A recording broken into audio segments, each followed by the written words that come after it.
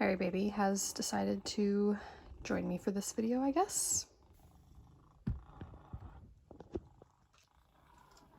Hello everyone, I'm Michaela Kathleen, and today I'm doing a book unhaul. And all of these books are either going to Half Price Books or being donated to my local library. These are not the books that I'm unhauling, these are on my TBR, but I also keep the books that I'm planning to get rid of in this tiny closet.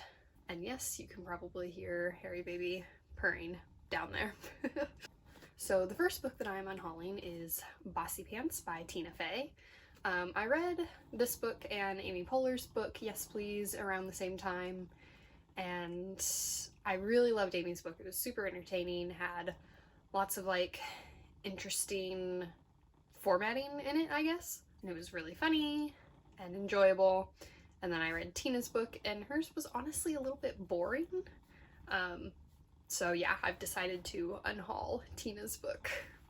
The next book I am unhauling is 50 Shades of Grey by E.L. James. I read this one honestly purely out of curiosity, and I was able to get it for really cheap. My local library was having like this giant clear out sale, so I was like, what the heck, I will try it.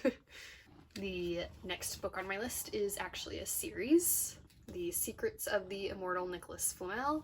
I am not getting rid of the first book. As you can see here, it is missing.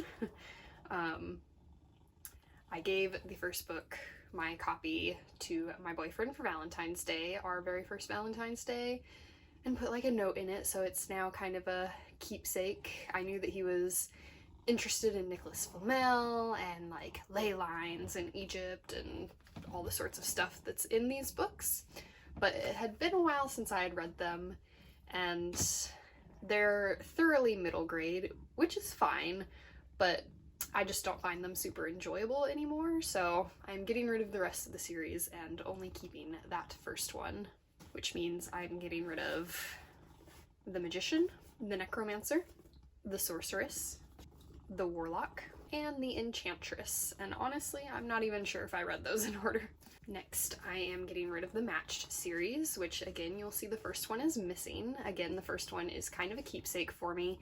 I got the first one at NerdCon Stories from the Apparating Library, so I don't think I'll ever get rid of that one. Besides, I did enjoy the first one quite a lot. I enjoyed the world building quite a bit.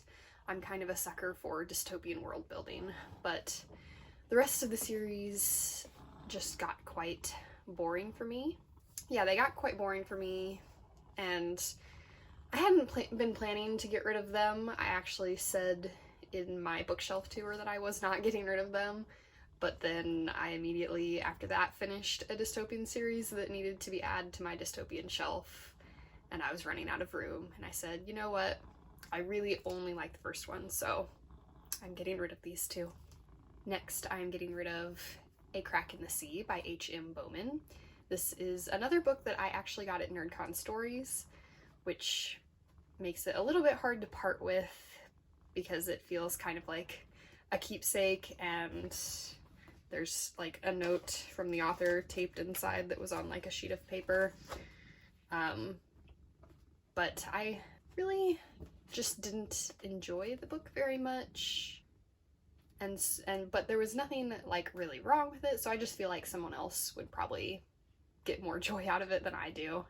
It was a little bit of a complicated concept, I guess. It follows like 3 different groups of children who all fall, I think, into like whirlpools and go to this other world and like have to try to find their way back to their world, I believe. And this other world they land in is just like a giant raft on an ocean.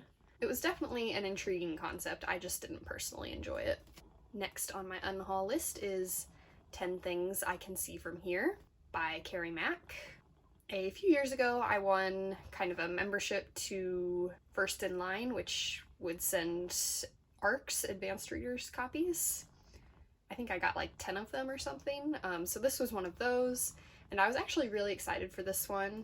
It was about a girl with social anxiety, which is something I sort of deal with a little bit, and so I was pretty excited for this one, and also it's got a really pretty pink cover. But then the book itself, I think I just found kind of boring. So yes, unfortunately, I'm gonna unhaul this very pretty book. Look, it's even got this cute owl on the back.